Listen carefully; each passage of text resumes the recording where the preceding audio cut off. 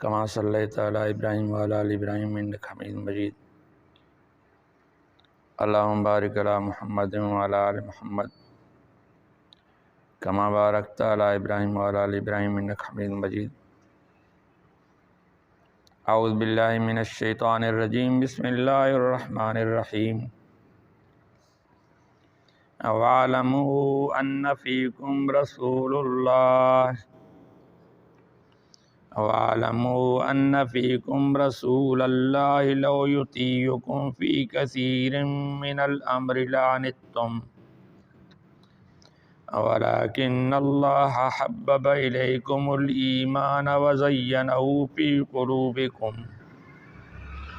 وَكَرَّهَ إِلَيْكُمُ الْكُفْرَ وَالْفُسُوقَ وَالْعِصْيَانَ أُولَئِكَ هُمُ الرَّاشِدُونَ فضلا من اللہ ونعمہ واللہ علیم حکیم۔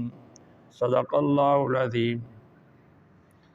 ان آیتوں کا تعلق بھی پچھلی آیات سے ہے، جیسا کہ گزر چکا ہے کہ بنی المصطلق کے رئیس حارث بن ضرار مسلمان ہو گئے تھے، جو نبی کے سسر تھے، حضرت جویریہ رضی اللہ تعالیٰ عنہ کے والد۔ اس نے اپنی قوم سے زکوٰۃ وصول کر کے رکھ لی۔ نبی اکرم صلی اللہ علیہ وسلم کو تاریخ اور مہینہ بتایا تھا۔ نبی نے اس تاریخ کو ولید بن عقبہ کو بھیجا۔ وہ ان کے استقبال کے لیے باہر نکلے تھے۔ اس کو غلط فہمی ہو گئی، شاید مجھ سے لڑنے اور مارنے کے لیے یا گرفتار کرنے کے لیے نکلے ہیں۔ انہوں نے آ کے واپس نبی کو رپورٹ دی، یا رسول اللہ، انہوں نے تو زکوٰۃ سے انکار کیا بلکہ میرے قتل کا انہوں نے ارادہ کیا۔ تو صحابہ کے جذبات بھڑک اٹھے اور آپس میں کہنے لگے، یا رسول اللہ، ہمیں اجازت دے دو، ہم ان کو سیدھا کریں۔ اب جو ہے تو نبی صلی اللہ علیہ وسلم اللہ کے رسول تھے، اور وہ جو فیصلے کرتے تھے اللہ کے حکم سے کرتے تھے، اللہ کی اجازت سے کرتے تھے۔ بعض دنیاوی معاملات میں صحابہ سے مشورے کرتے تھے اور بعض اوقات صحابہ کی باتیں مانتے بھی تھے اگر دنیاوی لحاظ سے مناسب ہوتے تھے۔ اب اس معاملے میں نبی اکرم صلی اللہ علیہ وسلم نے کہا، نہیں، فی الحال میں خالد بن ولید رضی اللہ تعالیٰ عنہ کو کچھ صحابہ دے کر بھیجتا ہوں، یہ تحقیق تفتیش کر کے آئیں گے۔ تو خالد بن ولید نے جا کے تحقیق تفتیش کی تو پتہ چلا کہ نہیں، یہ بات غلط ہے۔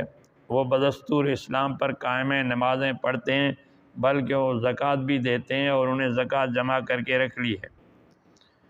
تو جب حارث بن ضرار نے دیکھا وقت پر نبی کا قاصد نہیں آیا تو پریشان ہو گیا، شاید نبی ناراض ہو گئے یا میرے خلاف کسی نے غلط رپورٹ دی، اور وہ نبی صلی اللہ علیہ وسلم کے پاس آ گئے اور آ کر اس نے کہا، یا رسول اللہ، آپ نے آدمی نہیں بھیجا؟ تو نبی نے ایسی بات کی تو اس نے کہا، نہیں، میں نے اس کو دیکھا بھی نہیں ہے۔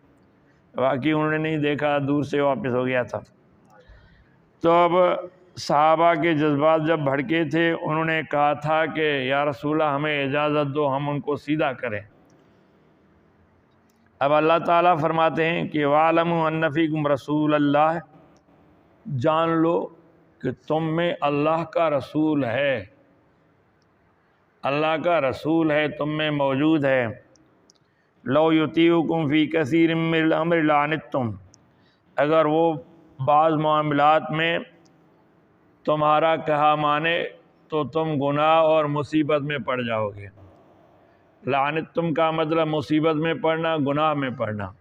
تو فرماتے ہیں اگر رسول اللہ صلی اللہ علیہ وسلم تمہاری بات بعض معاملات میں مانتے، زیادہ معاملات میں مانتے، تو تم تو جذبات میں آ کر کوئی غلط مشورہ دے دیتے اور خود مصیبت میں پڑتے، گناہ گار ہوتے۔ لیکن اللہ تعالیٰ نے تمہیں بچایا کہ نبی اکرم صلی اللہ علیہ وسلم موجود ہیں، انہوں نے صحیح فیصلہ کیا اور تفتیش تحقیق کے بعد جا کر مسئلہ حل ہو گیا۔ تو فرماتے ہیں وَلَٰكِنَّ اللَّهَ حَبَّبَ إِلَيْكُمُ الْإِيمَانَ وَزَيَّنَهُ فِي قُلُوبِكُمْ وَكَرَّهَ إِلَيْكُمُ الْكُفْرَ وَالْفُسُوقَ وَالْعِصْيَانَ۔ سبحان اللہ، اللہ تعالیٰ خود صحابہ کے ایمان کی تعریف کر رہا ہے۔ اللہ فرماتے ہیں لیکن اللہ تعالیٰ نے تمہارے دلوں میں ایمان کی محبت ڈال دی۔ ایمان کی محبت دل میں کس نے ڈال دی؟ اللہ تعالیٰ نے۔ ایک ہوتا ہے ایمان کو نہ چاہتے ہوئے قبول کرنا، اور دوسرا ہوتا ہے محبت سے سچ اور حق سمجھ کر قبول کرنا۔ تو صحابہ کرام نے جو ایمان قبول کیا تھا، حق اور سچ سمجھ کر قبول کیا تھا، اور اپنے ایمان سے محبت بھی کرتے تھے، تو اللہ تعالیٰ نے تمہارے دلوں میں ایمان کی محبت ڈال دی، اور وَزَيَّنَهُ فِي قُلُوبِكُمْ، اس کو تمہارے دلوں میں مزین کیا، مضبوط کیا۔ یعنی ایک ہوتا ہے آدمی نہ چاہتے ہوئے کوئی چیز کو قبول کرے، ایک ہوتا ہے اور مضبوط، یعنی تمہارا ایمان متزلزل نہیں ہے، شک و شبہ نہیں ہے، بلکہ یہ جو تم مسلمان ہو گئے ہو تو اس قسم کو، اس کو ایک خوبصورتی سمجھتے ہو، ایمان کو تم اچھائی اور خوبصورتی سمجھتے ہو۔ اللہ نے ایک تو تمہارے دلوں میں ایمان کی محبت ڈال دی، اور دوسرا اسلام کی خوبصورتی بھی تمہارے دلوں میں ڈال دی۔ یہ خوبصورت چیز ہے، یہ صحیح چیز ہے۔ وَكَرَّهَ إِلَيْكُمُ الْكُفْرَ وَالْفُسُوقَ وَالْعِصْيَانَ، اور تمہارے دلوں میں کفر، گناہ، فسق اور نافرمانی کی نفرت ڈال دی۔ یعنی وہ کفر سے نفرت کرتے تھے، اللہ کی نافرمانی سے نفرت کرتے تھے، اللہ کی حکم عدولی سے اور گناہوں سے وہ نفرت کرتے تھے۔ یہ مومن کی شان ہے کہ ایمان سے محبت کرے، ایمان کو اچھا سمجھے، رسول اللہ سے محبت کرے، اپنے اللہ سے محبت کرے، اور کفر اور گناہ اور نافرمانی سے نفرت کرے۔ یہ اللہ فرماتا ہے یہ میں نے تمہارے دلوں میں ڈال دی ہے، تمہارا اپنا کمال نہیں ہے، یہ اللہ کی مہربانی ہے جو اللہ نے کفر اور نافرمانی اور صغیرہ کبیرہ گناہوں سے نفرت تمہارے دلوں میں ڈال دی، اور ایمان کی محبت ڈال دی، خوبصورتی ڈال دی تمہارے دلوں میں۔ اولئک ھم الراشدون، یہی ہیں ہدایت والے، صحیح راستے پر چلنے والے یہی ہیں۔ ہم اپنے دلوں کو ٹٹولیں، کیا ہمارے دلوں میں ایمان کی محبت موجود ہے؟ کیا ہم بحیثیت مسلمان خود کو صحیح اور اچھا سمجھتے ہیں؟ کیا اللہ کی نافرمانی سے، گناہوں سے ہمارے دلوں میں نفرت ہے؟ اللہ سے بغاوت میں نفرت ہے ہمارے دلوں میں؟ کفر سے ہمارے دلوں میں نفرت ہے؟ تو الحمدللہ مبارک ہو کہ ہم الحمدللہ مسلمان ہیں، اگر یہ چیز ہو ہمارے دل میں۔ اگر یہ چیزیں نہیں ہیں، کفر سے نفرت نہیں ہے، کافرانہ کاموں سے، منافقانہ کاموں سے، گناہوں سے ہمارے دلوں میں نفرت نہیں ہے، اور نیک اعمال کا جذبہ ہمارے دلوں میں نہیں ہے، تو پھر جو ہے تو ہمارا ایمان بھی نہیں ہے، ایمان کامل نہیں ہے۔ تو اسی لیے ایمان کی پہچان یہ ہے کہ انسان نیکی کی محبت اختیار کرتا ہے، برائی سے نفرت کرتا ہے۔ فضلا من اللہ و نعمہ، یہ جو اللہ نے تمہیں خصوصیت عطا فرمائی ہے، یہ اللہ کی طرف سے فضل ہے اور اس کا احسان ہے تم پر، یہ اس کی نعمت ہے جو اللہ نے تمہیں عطا فرمایا ہے۔ واللہ علیم حکیم، اللہ تعالیٰ علم والے اور حکمت والے ہیں، وہ جانتے ہیں اور وہ ہر چیز کو سمجھتے ہیں اور ہر چیز کی حکمت کو جانتے ہیں۔ اب یہاں اللہ تعالیٰ نے جو فرمایا وَاعْلَمُوا أَنَّ فِيكُمْ رسول اللہ، جان لو کہ بے شک تم میں رسول موجود ہیں۔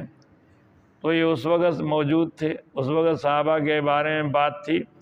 کچھ لوگ اس کو دلیل بنا کر رسول اللہ کو آج بھی ہمارے درمیان موجود سمجھتے ہیں، حاضر و ناظر سمجھتے ہیں، یہ غلط ہے۔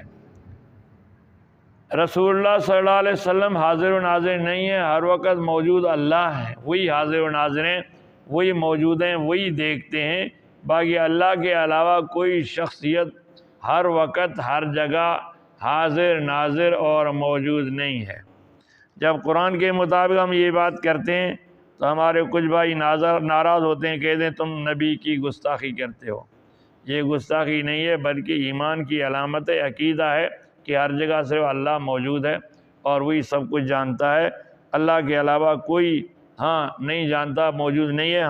اللہ اگر کسی کو کوئی بات بتائے، کوئی چیز سکھائے، کوئی مقام و مرتبہ دے، وہ الگ بات ہے۔ وآخر دعوانا الحمدللہ رب العالمین۔